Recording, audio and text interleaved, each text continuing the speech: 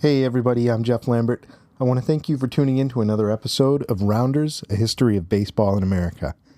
Today's episode is going to be the marking of a new type of segment we're going to be doing on the show semi-regularly. I'm calling it Pastgame Interviews.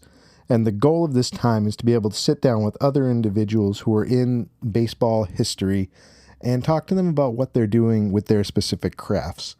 I'm really excited for this time to be able to just get to know other people better that I've met through social media or otherwise and learn more about what's going on in this field. So to kick that off, I sat down with a gentleman that I met through Instagram and Twitter. His name is Sam Gazdziak. Some of you might be following him already. His username is RIP_MLB, and he spends his time using social media to be able to expand what we know about deceased ball players. We chatted on Skype for almost 45 minutes, and the time just went by so quickly. He has some really interesting stories to be able to share about his research and his travels, and I'm really excited to be able to share this interview with you. So let's get right to it. Here's the interview with Sam. Enjoy. All right, good afternoon, everybody. Welcome to our latest episode of Rounders, a history of America's game. I'm excited today. We have an interview with someone that I found on social media, a person I've been following for the past few months. His name is Sam Gazdziak. He is on social media as RIP_MLB on Instagram and on Twitter, and RIP Baseball at Facebook. And he also has a website at ripbaseball.com. Sam, welcome to the show, and thanks for taking some time to be able to talk with us. Well, thanks for having me, Jeff. I appreciate this. So, Sam, when I first started the podcast a couple months ago, we always try and find the people in our tribe when we start these different cultural and artistic outputs. And I came across your account, and the first thing I saw was a bunch of gravestones. And I thought, well, this is interesting. And starting to look at some of the posts that you put together, you have such an interesting backlog of stories of deceased ball players and finding these individuals and where they're laid to rest. And I was just fascinated immediately by what I found on your social media accounts. So I wanted to talk to you a little bit about your story and how you started this and where you see this going forward. It seems like you are very into baseball. It seems that this is important for baseball fans everywhere to be able to get a slice of history that's this authentic. I think this is really neat. So I'd like to know a little bit about you. Kind of sum up, what do you do through this social media account? What is RIP MLB? So it's kind of weird, and my tagline is probably morbid but hopefully interesting, which I think is probably about the best way to describe this. But in a nutshell, kind of what I do is I seek out cemeteries where ball players are buried, and it's more than just ball players. It could be announcers, executives, general managers, just people who are connected to baseball in some way. And find out where they're buried. I take a picture of their gravestone, or if they have no gravestone at all, just a picture of where approximately I think they're buried. And then I come back home and I do the research on it, and I try and tell their story as best as I can. What I've been finding is that baseball goes back to the 1850s in amateur status, and then professionally it started in 1871. So there are just tens of thousands of people who are associated with baseball, way more names than anybody can ever really know. So a lot of these stories, just because of the number of people who have been involved in baseball, they get forgotten. The names fall out of favor, they go by the wayside, and they just kind of sit forgotten. So I've been really enjoying and really finding it interesting to go back, finding these gravestones, carving through some archives and newspaper research, and just trying to find their stories again and tell them to a new modern audience. It's such an interesting subset of what you do. No one else is really doing this from what I can see. You have baseball historians that certainly cover some of the less known stories throughout baseball history, and there's a lot of content to cover. But, you actually not only just looking up these players and researching, but going to find the grave sites. I think that's incredibly interesting, and that must take a lot of commitment and not only that, but love for the game. So I'd love to hear how baseball was important to you growing up. Tell us about your childhood and how baseball became an important part of your life.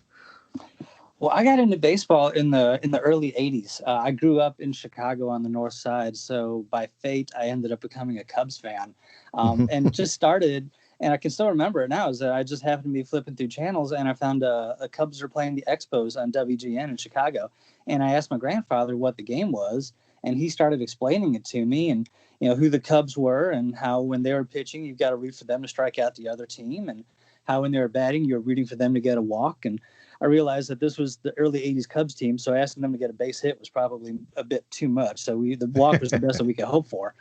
And then the '84 Cubs came along right after that, and that was the year that they made the postseason for the first time since 1945.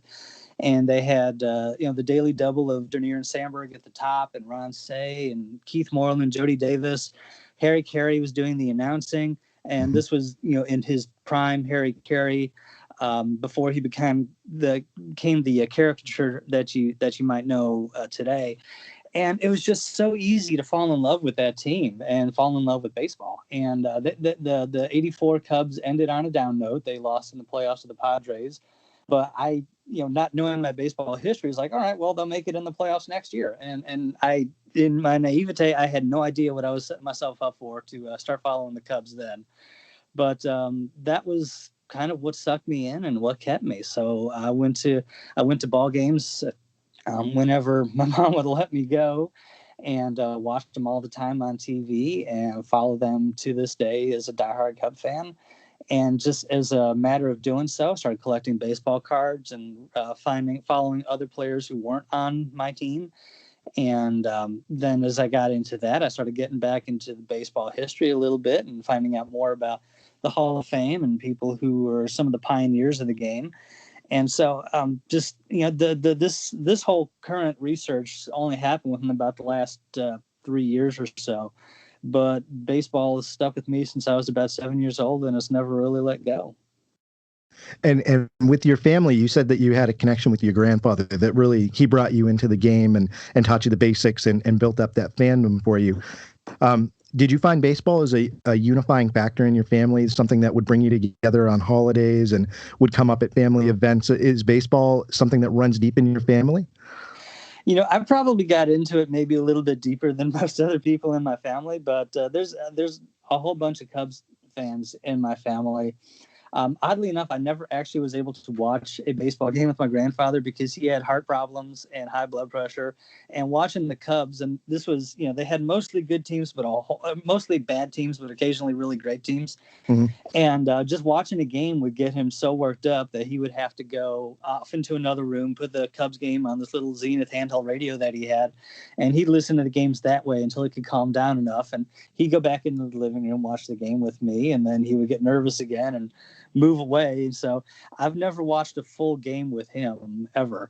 But he passed away while I was in college in the '90s. I still have his radio that he used to listen to the Cubs games.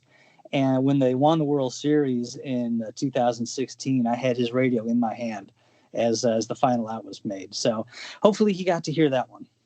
Wow, that's amazing. And it's amazing how we keep those trinkets with us. My grandfather was a diehard Red Sox fan too, and he always had this Red Sox pennant that he had gotten at a game when he was a kid. So we're talking 1960s, I'd say. I still have that on my wall, and it's discolored, to the point of not even being white anymore. But every time I look at that, same as you, I think of my grandfather, and I think about, the people that bring baseball into our lives, and it's a powerful thing that keeps people, I think, interested in the game. Mm-hmm. So you mentioned that you're not in Chicago currently anymore. Have you adopted any other teams to cheer for, or are you solely just unilaterally a Cubs fan? Well, still, you never forget your hometown team. So I'm no fair weather fan there. I went to school at Kansas, so I got to follow the Royals that way. And this was back when they had Brett was still playing with them, David Cohn, and so they were a fun team to watch. And I still like them to this day. I live in Atlanta now. it took me a long time to get over my grudges with the Braves, because I remember when they would come into Wrigley Field and just kick the crap out of my beloved Cubs teams. This is back when they had Maddox, Glavine, and Smoltz in their pitching staff. And so I couldn't forgive them for a long time. But the Braves, they went through their own dark era these last couple of years, and they're finally starting to pull out of it now. And they've just got a ton of really young, exciting players. So it's fun to watch Acuna and Albies play, and Freddie Freeman, who I think is going to win an MVP at one point in time in the next few years. So I can root for them now and not feel too guilty with them. I just don't root for them when the Cubs are in town or when they're playing them. But yeah, I'm okay with the Braves from now on. Yeah, one of the things, since I just recently moved to Florida, I grew up a Red Sox fan, and I find myself cheering for the Marlins just because they're never really a threat to the Red Sox.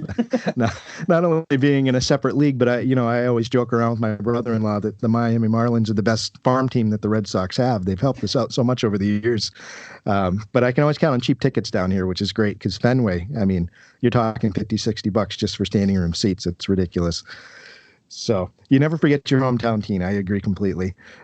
You and I have had conversations offline. You've mentioned, you have kids. Do you find yourself taking them to, have you taken them back to the Mecca, to Wrigley Field? Do they go to ball games with you? Is that a interest in their life? We went to Wrigley Field once, and this was before the Cubs got good. So we were actually able to get tickets, but they're actually playing the Red Sox on a Father's Day weekend. And I happened to be in town, so we got to see them. My son was maybe about 6 months old, so he obviously doesn't remember it, but he can say that he's been in Wrigley Field. We do go to the minor league games around here fairly often. I'm just up the road from where the Gwinnett Stripers play, and that's the Braves AAA team. So they're fun. They're fun to watch. The games are really cool. I love minor league baseball a lot. I got to travel a fair bit over the last few years, and so I try and take in a minor league game whenever I'm in the area. So my youngest, who's 6, he plays Little League, and he's big into baseball. So he's much better at baseball than I ever was. I watch him at Little League, and I'm amazed by the things that he can do at 6 years old. Mm-hmm. He taught himself how to be a switch hitter. And wow. I could barely hit lefty, which is my dominant side, and, up until I quit Little League completely. But he's pretty good that way, and he actually even switched through in a game, which kind of blew my mind. And then I've got 2 daughters who are 13. One is not really into baseball at all, but the other one has gotten into it as the Cubs were in the World Series. And now Javi Baez is her favorite, and she'll sit and watch the games with me. And we were watching the World Series game yesterday, and they're asking really good questions about baseball and strategy. So I thought that was kind of cool. It's neat that you're continuing to pass it on to your kids. And, my son's only 2. I'm hoping to do the same. And he already likes to play catch, even though it's only 2 feet apart. But yeah, it's the great thing about baseball, right? Being able to pass it down from generation to generation. It's been around for such a long time. So, Sam, can you tell me a little bit more about, you mentioned that the part about researching deceased player, that's been more recent. What got you into starting that part of your interest in baseball and baseball history? Oddly enough, what got me into it was a computer game. I play Out of the Park Baseball, which is I do too. Online. Okay, great. So you know what it is. Great game. Yeah, for the folks who don't know what it is, it's a baseball simulator, and you don't really play it for the graphics, but you play it just because it is the deepest baseball game out there as far as the amount of things that you can do with it. And one of the things that you can do with it is play any season up to 1871 on forward. You can play with those players. You can do it historically as accurate as you want, or you can mix in players from all eras and create a team that way. I decided to start a season in 1871 and just play forward from there and see how different my history would end up from how the real world went. And as I started doing that, I realized how little I knew about that era. I knew the Hall of Famers, guys like Cy Young, Cap Anson, things like that. I knew a couple of the good players who weren't in the Hall of Fame. Deacon White wasn't in the Hall of Fame at that point, and I'd heard of him. And I knew the folks who were on the 1869 Cincinnati Reds, which is generally considered the first pro baseball league. But beyond that, there was a whole bunch of people that I had never heard of in my life. And some of them were really great for 1 year and then vanished off the face of the earth. Some of them were really great for a few years and actually were borderline Hall of Fame cases. And I got interested in learning about them, and I spent almost as much time playing the game as I did going back into Baseball Reference and trying to find out more about them and what their lives were, and if they had short careers, why they had short careers. Mm-hmm. And so in the process of reading about their lives, you're talking about players from the 1870s, naturally their death is a part of that. And the nice thing about Baseball Reference is that you can actually find out where they're buried. And so I started noticing that all these players tended to be buried in the cities where they played. They never, after their playing days were over, they never really left, or in a disturbing number of cases, they died in the middle of their playing careers and just happened to be buried there. So I got more interested in that. And as it so happened, one of the names that really stuck with me was Harry Stovey, was a guy I'd never heard of, but he was one of the biggest stars of the 1880s and 90s. A five-tool player. He was actually the home run king in baseball for a few years. He held a record. He had 122 home runs in his career, and he held the record for most home runs until Roger Connor broke his record, and then Babe Ruth broke that record, and so on and so forth. But so I was learning about Harry Stovey, who was completely unfamiliar with me. During his life, after he played, he became a policeman in New Bedford, Massachusetts. And as it so happened, I had a chance to go to Boston for work, and my wife's family is from New Bedford, so we were going to go there and visit a couple of the relatives and see some of the old sites. And I thought, well, hey, why don't we go to Oak Grove Cemetery and see if we can find this guy, just as a lark. And it was probably about the worst circumstances possible, because in a lot of places you go to a cemetery, things are well marked. There's directions online. You can find grave information pretty easily. There wasn't anything there. There wasn't an office, and it's a very rundown, beat up old cemetery. And I wandered around probably for about 45 minutes, and it was on two sides of the street. So I started off on the wrong side of the street trying to find it. We gave up there, went over to the other side of the street, and just as out of sheer luck, out of driving around, we saw a Stowe on a gravestone, and that was what Harry Stovey's real name was. So we looked around, and sure enough, that was his grave. And so that was the first person that I ever found. And after that, I thought, well, that was pretty cool. What else can I do? And then I had another trip to Texas planned not long after that, and I started looking to see who was buried in San Antonio. And a couple of Hall of Famers, Ross Youngs and Rube Waddell, are buried over there. So I thought I'd try and find them out. And whenever I had a trip to make, I started looking as to who might be buried there that would be interesting to me. And I started getting more and more photos. And then I thought about, well, what am I going to do with these? And as it turns out, there's actually more people doing this than I thought. There's actually a small community of baseball people who do go around finding graves. And I wanted to do something more than just have a photo on a hard drive. I actually wanted to be able to tell people about it, because I figured if I didn't know Harry Stovey, and I thought I knew baseball decently well, that there are probably a lot of other people who don't know or who he was either. And while they may know Ross Young's name because he is in the Hall of Fame, they might not know his whole story. So I decided that I would try and find a way to start telling these stories. And Instagram is kind of a medium that I ended up falling upon. So I put the photos online, and I wrote what information I had at the time there, and it kind of took off. And I've just started going, and now I just did my 250th grave profile on Instagram. And after I just had a trip to California, so now I'm well over 100 players in my backlog that I've still got to get through, and I'm adding more whenever I go out and find a new cemetery. Wow. 250 players. Is there one that sticks out at you as the most interesting player that you've researched? The one that I found was a guy named Sled Allen. And this is why I really like what I do, because his story was something that I had never heard, and probably a lot of people didn't, but it's absolutely fascinating. If you just look at Baseball Reference, the only thing that you really see about him is that he played in 14 games for the 1910 St. Louis Browns, and he was a catcher.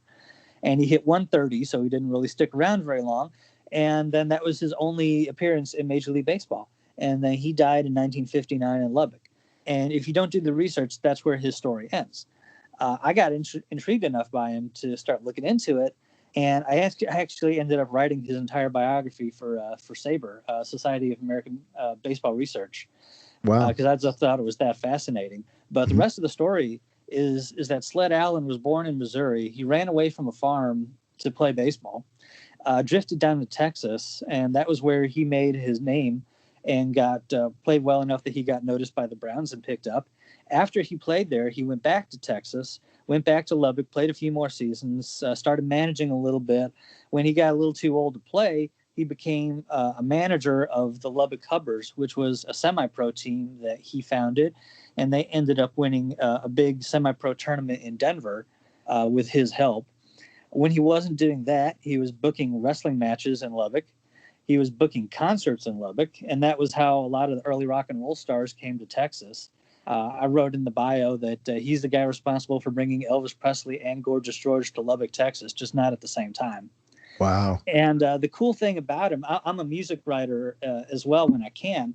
So his rock and roll concerts for the kids growing up in Lubbock at the time, that was their first exposure to a whole new type of music and a whole new world beyond just Lubbock, Texas. And some of the kids who were influenced by that, and if you're in Texas, or if you're a fan of Texas music, you'll know the names. But they're Joe Ely, Butch Hancock, and Jimmy Dale Gilmore, were kids who heard this music. They went off and they've recorded dozens of albums under their own names. They also are a band called the Flatlanders. They're a tremendously influential band in Texas and the Americana music world. One of the other people that was influenced by the music was Sled Allen's son, Terry. Terry Allen is one of the godfathers of Texas music, and he is a brilliant singer-songwriter. He is also an artist, a sculptor, a playwright, just a tremendously creative artist who can do a little bit of everything. And he got his taste of music from listening to the concerts that his dad brought in. And then he took that out and he's created his own music. His kids are still in Texas and they're very in demand session musicians there. And so as I was writing this bio, I called in a couple of favors of people that I knew to see if I can get in touch with Terry. And I managed to do an interview with him for about 20 minutes or a half hour. And this guy, he's in his 70s now. He was born when his dad Sled was about 60 years old. So this is the son of a turn of the century baseball player, which there can't be that many of them around. So that was a pretty unique opportunity just to listen to what baseball was like back in the early 1900s. And so I got to talk with Terry about his dad's life and about everything that he did. And it was just a really great story. And again, it's not something that you would really know if you didn't do the research and look back a little bit. Wow. Wow. What a story to come across. Yeah. And I'm sure out of all the other players that you've researched and gone through, there has to be one that sticks out in your mind too, that just kind of a heartbreaker, a sad story. Is there one that comes out in your brain as being just I guess a tale that went wrong? You know, a lot of players are people that I don't really know until I go back and start doing the research. The things that make me sad is when I go back and find people whose baseball cards I used to collect when I was a kid. That's really sad because these are people who, by all rights and reasons, should probably still be here. Just for one reason or another, their time was called way ahead of time. And if you are of a certain age like I am, you probably remember listening to Sports Center that probably about the early 90s, and you remember you might have tuned in trying to hear about what was going on in spring training, and instead you hear about this boating accident in Florida that killed a couple of Cleveland pitchers, Steve Olin and Tim Cruz. And it was a stunner for me because it was probably my first recollection that ball players can indeed die in the prime of their careers. And so when I went to visit Steve Olin's grave in Portland, Oregon, that brought back a lot of that sadness. Dan Quisenberry was the same way. He was a guy who I loved to watch just because he had the weird delivery, the submarine delivery for the Royals. And his quotes were just fantastic. He's famous for saying, I found a delivery in my flaw, and a whole ton of other just great lines. And he died really young from brain tumors. And so visiting his grave, it just seemed very wrong that he should be, not here entertaining people on MLB Network. One of the interesting stories that I found, and this is going back 100 years or more, was a guy named Jimmy Wolf. And he was also known as Chicken Wolf. If you look in Baseball Reference, that's how he's listed. And that was a childhood nickname he got from his friend Pete Browning. But both of them were part of the heart of the Louisville Colonels, which was an American Association team that played in the 1880s and early 1890s. And Pete Browning was the big player at the time. He was the big name. He was known as the Gladiator, and he was also the original Louisville Slugger. The legend is that he got the first Louisville Slugger baseball bat ever made. But Jimmy Wolf was kind of the heart of the team. He played most of his career with the Colonels.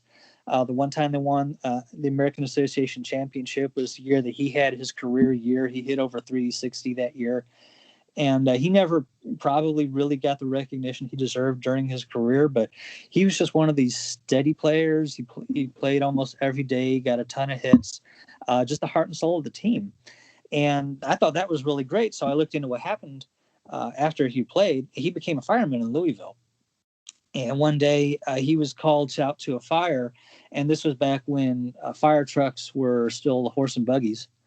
And his buggy, he was the driver. They got into an accident. It collided with a candy cart, of all things, in the middle of this intersection. The fire truck broke. The horses ran loose, and as he was the driver, he was holding the reins. He got yanked off the wagon, thrown onto the cobblestone streets, and dragged along until he was able to let go. Wow. He suffered what we would now consider a traumatic brain injury with it. But bear in mind, this was back in the very early 1900s. Nobody really knew how to treat that. So within a couple of months of that accident, he became very paranoid. His son died in an unrelated accident not long after that. So that just probably spurred a depression. But he became convinced that people were trying to poison him or get him out of Louisville. He became very hard to manage. His family had no choice but to have him committed into an insane asylum. Actually, the same one that Pete Browning went into when his mental health started to decline. That's kind of an ongoing theme that you hear with a lot of 19th century baseball players, sadly, is they end up in an asylum at one point in time in their lives. But Jimmy Wolf stayed there for most of the rest of his life. He was finally deemed not to be a threat or a problem and was released and died very shortly after. But it just seemed like a really tragic ending to a guy who seemed like had a really steady, solid career and a lot of things going for him at the time. And with all these players that you come across, like you said, because of the nature of the research and how long baseball has been around in American history, a lot of these players, their grave sites would have been there for quite some time. Do you find any commonalities in terms of baseball players when they played and how revered their final resting places are? There are I've only actually been to a couple of places where there are any degree of real tributes there.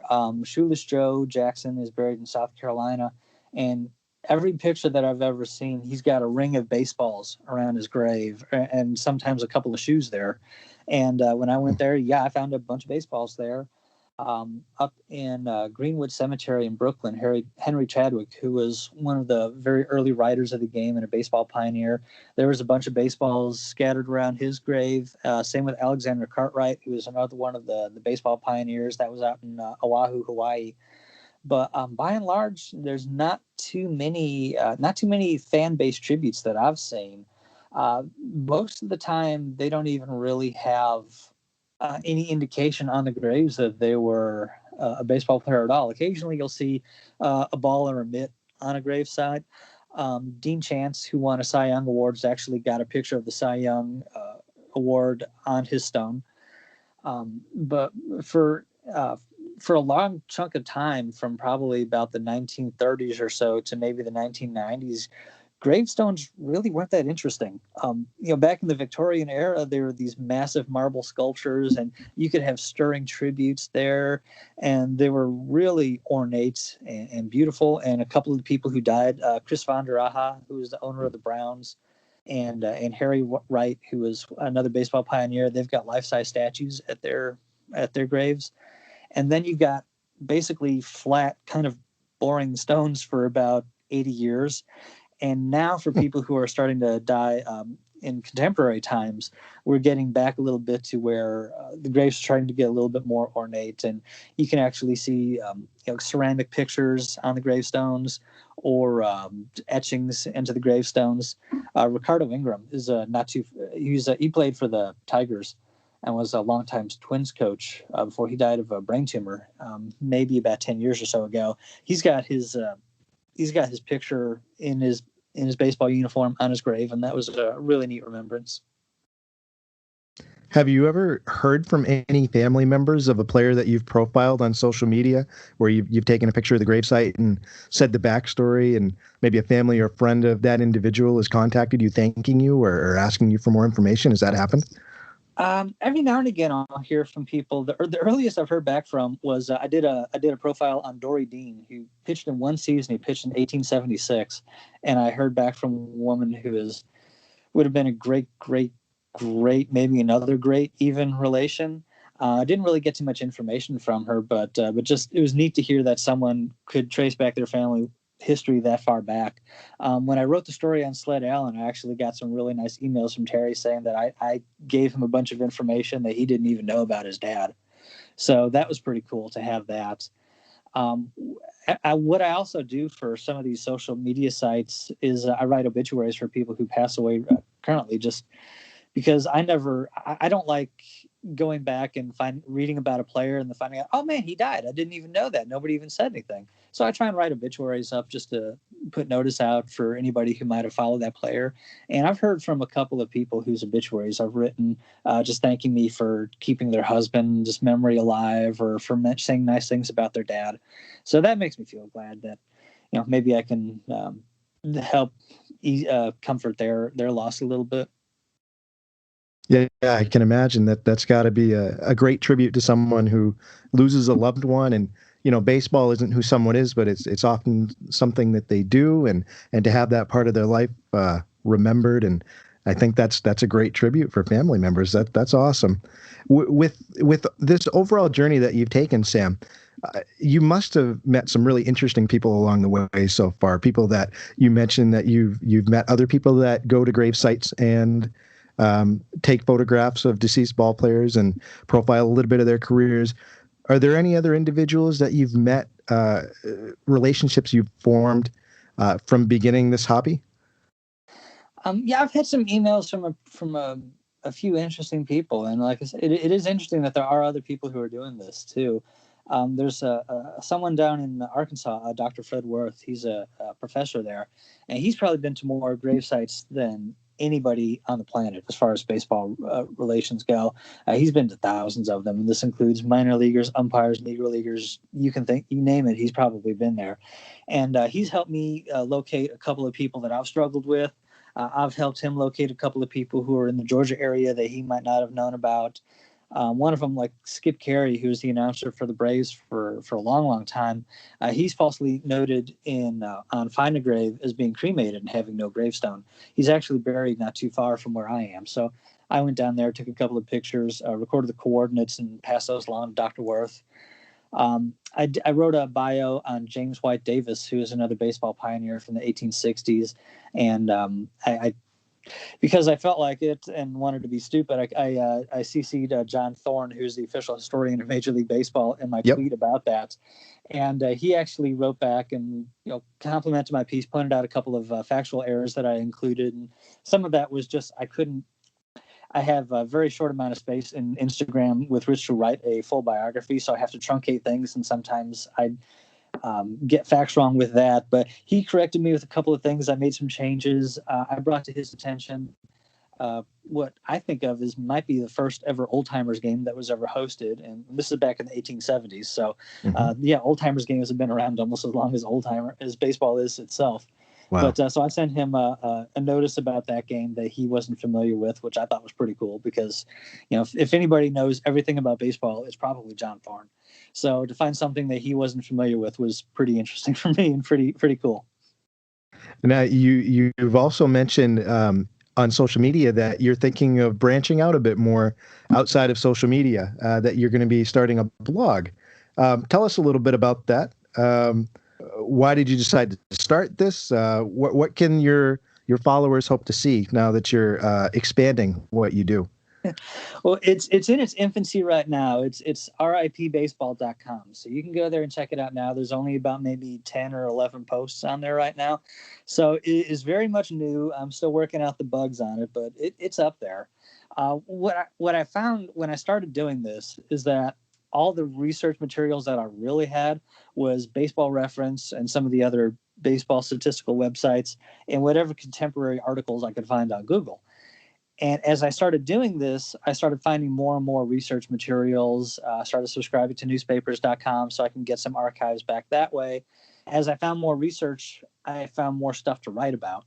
And eventually I ran into the character limit that Instagram has, which I didn't even know that it had one when I started this, but it does. And so my choices were either cut back on some of the writing that I do, which as a writer is really hard for me to cut my own writing, or find a medium where I don't have a word count at all. So I decided to start a blog so I could put all the information, or at least as much of it that I find interesting, on there.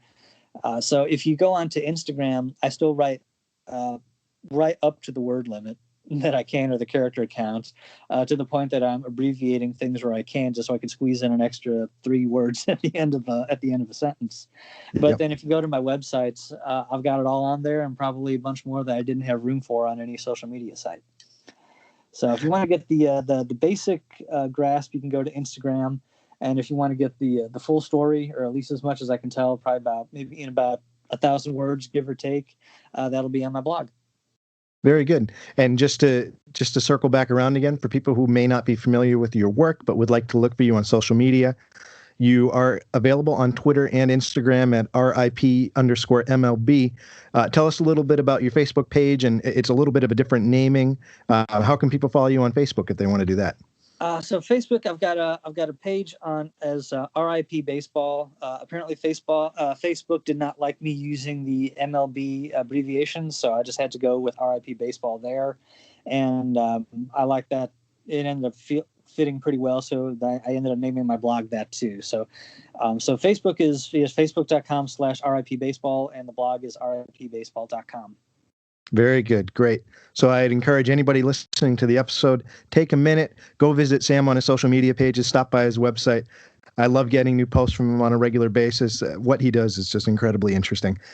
Sam, I started this a couple months ago, this podcast, because of my love of baseball history. You obviously do what you do because you love baseball and the rich history that it provides. If there's anybody out there listening to this episode right now that would like to get more involved in researching baseball, learning more about its past, interested in where it's going. You mentioned you're a member of the Society for American Baseball Research. There's some groups that you join. Do you have any tips or advice or just general guidance for people that may want to get more into this area of baseball? Yeah, it's very much a wormhole that you'll find. Once you start, you kind of keep digging backwards and backwards. And it's like, going on YouTube. You may go on there just to watch one video, and 5 hours later, you're watching a new video on a completely different subject. Baseball history is kind of a lot like that. If you start out with Sabre, they have a bio project where they're trying to come up with biographies of everyone who's ever played the game, as well as anyone who's slightly related to the game. What I do is a lot smaller bites. These are big, full, multi-thousand word stories. Very interesting to read, but there's a bit of a time commitment there. But you can start looking at that, and you can start off trying to find the information about one player and say, well, I'm going to go and look back at this team that he played for in this year. And then you find out who his teammates are, and you get interested in their stories. And then you look back at what their minor leagues were like, and you find out who their minor league teammates were.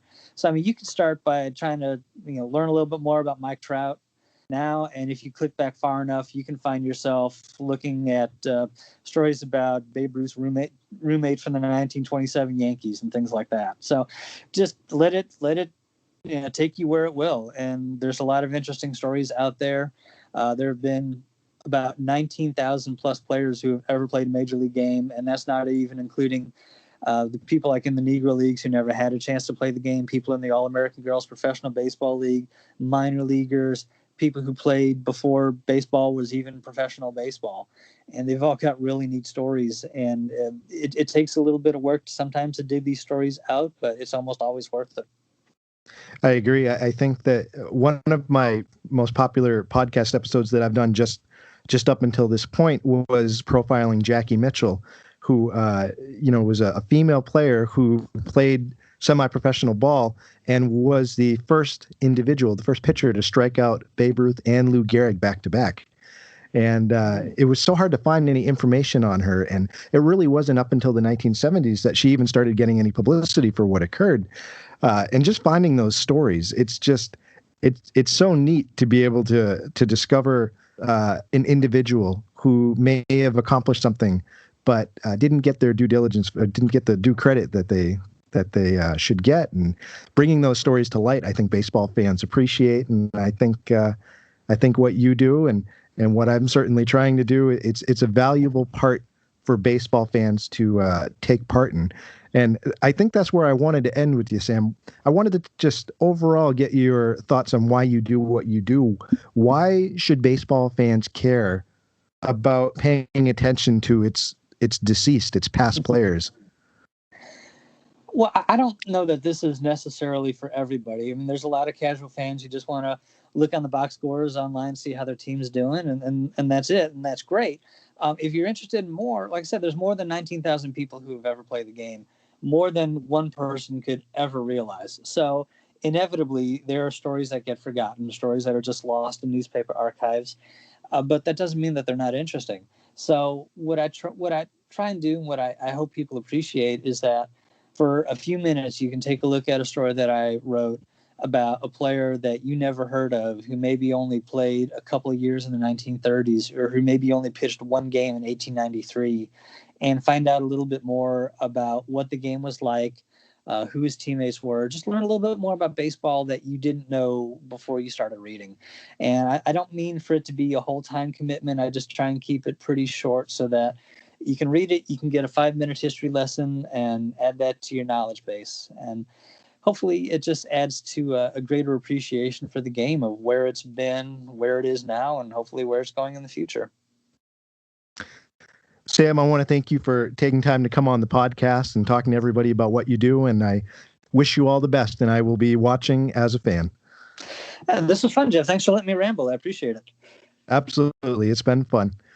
Ladies and gentlemen, thanks for tuning into this episode. And remember, there are only 2 seasons, winter and baseball.